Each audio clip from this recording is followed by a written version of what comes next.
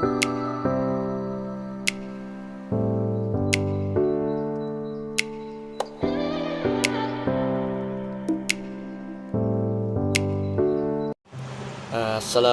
warahmatullahi wabarakatuh. Nama saya Muhammad Fikri Amiruddin dari kelas PKT 4B dengan NIM 1904421014. Pada kali ini saya akan menyampaikan atau menjelaskan materi tentang kas bank, giro Bank Indonesia, dan giro wajib minimal.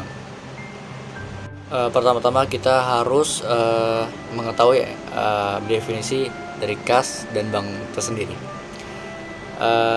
Menurut standar akuntansi keuangan SAK tahun 2002, kas ialah alat pembayaran berupa uang tunai yang selalu siap digunakan untuk membiayai kegiatan umum perusahaan. Sedangkan bank merupakan saldo rekening giro yang dapat digunakan secara bebas untuk membiayai kegiatan usaha. Nah, lanjut pengertian kas selanjutnya. Kas adalah alat pembayaran yang dapat dipakai untuk membiayai kegiatan perusahaan. Kas adalah aktiva yang paling lancar, harus sediakan dalam jumlah yang cukup, tidak berlebihan, sebab dapat menimbulkan idle kas dan tidak kekurangan, sebab akan menimbulkan tersendatnya kegiatan perusahaan. Nah, yang termasuk kas ini antara lain uang tunai, uang kas yang disimpan di bank, cek yang diterima pihak lain, cek kasir, wesel pos, dan simpanan bank-bank luar negeri. Sedangkan yang tidak termasuk kas antara lain cek mundur, pembayaran di muka, efek, perangko, materai, deposito berjangka, dana wesel tagih. Di dalam suatu perusahaan, yang dimaksud kas adalah uang yang disimpan di bank sehingga diperlukan administrasi pengelolaan kas bank yang memadai. Nah, dari pengertian kedua definisi tersebut, kas dan bank ini merupakan harta perusahaan yang paling liquid sehingga sangat mudah untuk diselewengkan. Setiap hari hampir seluruh transaksi dalam perusahaan menyangkut dengan kas.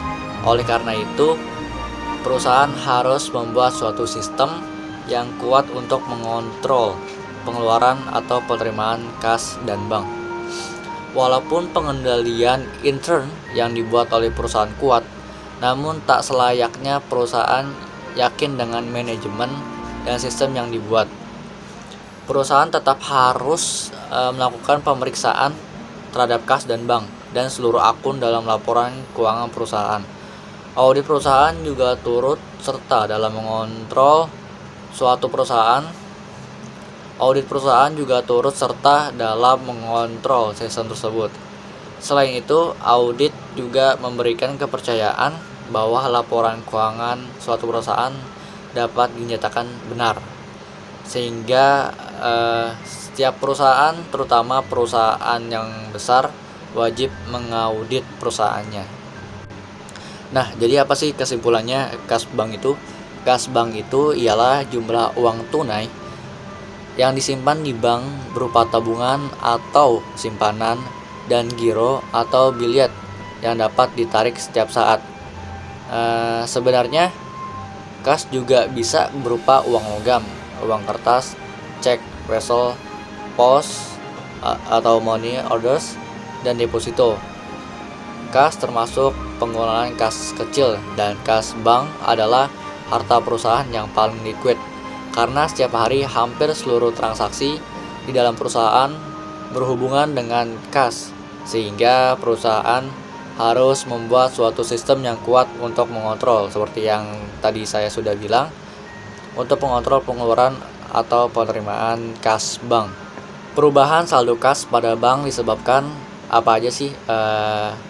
Bisa disebabkan oleh penarikan dan penyetoran tunai oleh nasabah, penarikan dan penyetoran dari rekening bank yang bersangkutan di BI, dan penggunaan transaksi intern intern bank, misalnya kas kecil atau pembiayaan operasional.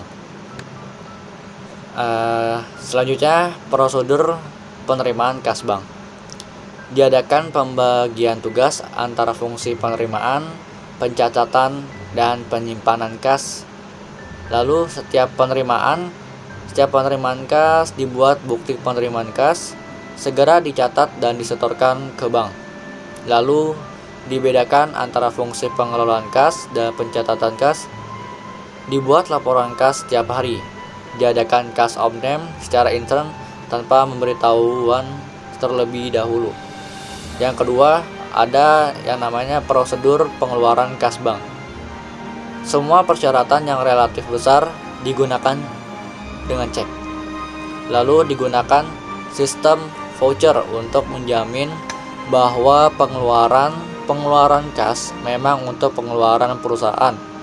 Lalu dipisahkan antara yang menulis, yang menandatangani, dan mencatat pengeluaran cek.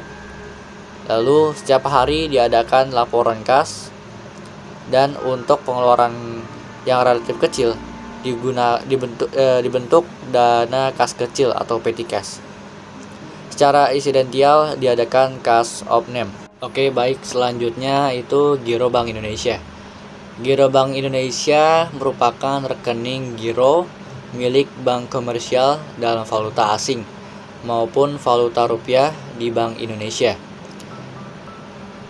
Transaksi giro BI lebih banyak berkaitan dengan transaksi clearing, nota debit atau nota kredit, pemindah bukuan, pengambilan dan penyetoran uang tunai ke BI oleh bank komersial. Dengan giro BI, bank data membiayai transaksi antara cabang maupun antar bank melalui penyelesaian clearing, transfer. Dengan giro BI, bank data membiayai transaksi antara cabang maupun antar bank melalui penyelesaian clearing, transfer. Di samping itu dapat digunakan untuk membayar penarikan deposito yang relatif besar, pemberian kredit.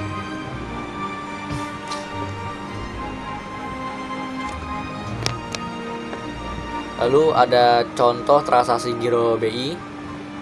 Yang pertama, pengambilan tunai.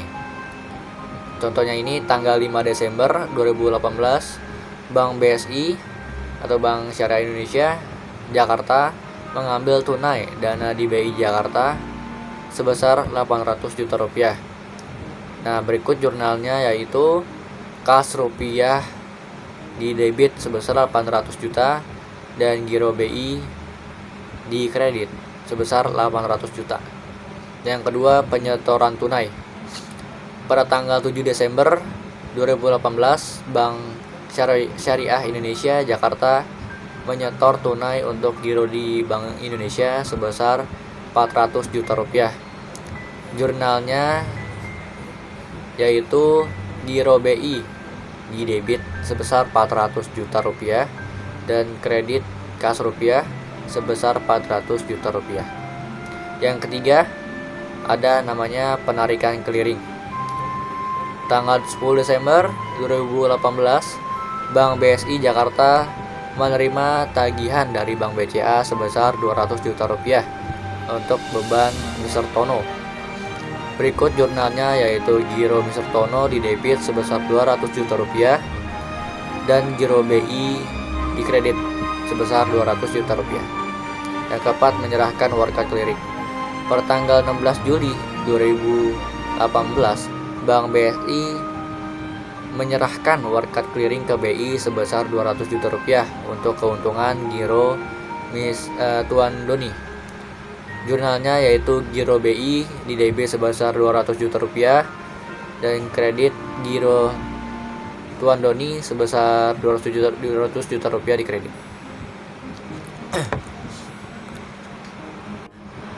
Baik, selanjutnya yaitu giro wajib minimum BI atau reserve requirement. Adalah simpanan minimum yang harus dipelihara oleh bank dalam bentuk saldo rekening giro Bank Indonesia yang besarnya ditetapkan oleh Bank Indonesia sebesar persentase tertentu dari dana pihak ketiga. Nah, perhitungan GWM-nya ini seperti berikut, yaitu GWM sama dengan JLH harian saldo rekening bank di BI tiap hari dalam masa satu laporan dibagi rata-rata harian JLH DPK bank dalam satu masa laporan pada 2 masa laporan sebelumnya dikali 100%. Selanjutnya, kriteria pemenuhan GWM. GWM dalam rupiah sebesar 5% dari DPK dalam rupiah. Bagi bank yang memiliki DPK atau yang dari 1 triliun, bagi bank yang memiliki DPK atau dari 1 triliun sampai dengan 10 triliun, wajib memiliki tambahan GWM dalam rupiah sebesar 1% dari DKP dalam rupiah. Bagi bank yang memiliki DPK sebesar 10 triliun sampai 50 triliun, wajib memiliki tambahan GWM dalam rupiah sebesar 2% dari DPK dalam rupiah. Lalu bagi bank yang memiliki DPK di atas 50 triliun, wajib memiliki tambahan GWM dalam rupiah sebesar 3% dalam rupiah. Berikut jasa giro.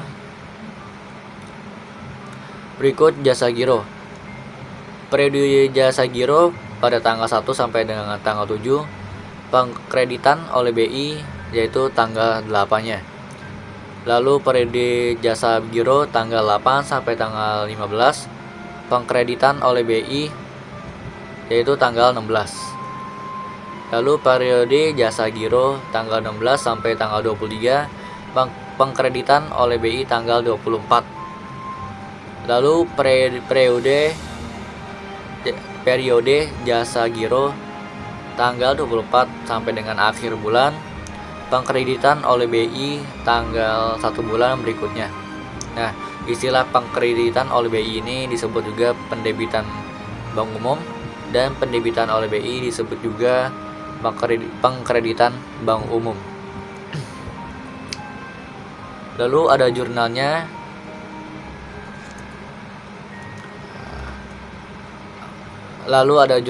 Yaitu jurnal pengkreditan jasa giro oleh BI.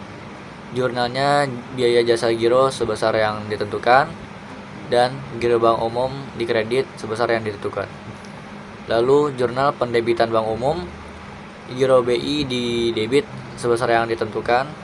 Lalu pendapatan bunga jasa giro dikredit. Nah, lalu apa sih sanksi pelanggaran GWM? Ternyata ada sanksi bagi pelanggar yang melanggar GWM, yaitu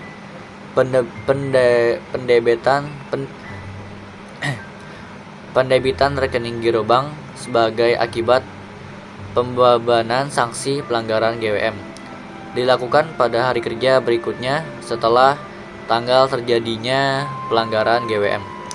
Lalu dalam hal tanggal untuk pendebitan rekening giro bank jatuh pada kalau hari libur, maka pendebitan saldo rekening giro dilakukan oleh BI pada hari kerja berikutnya.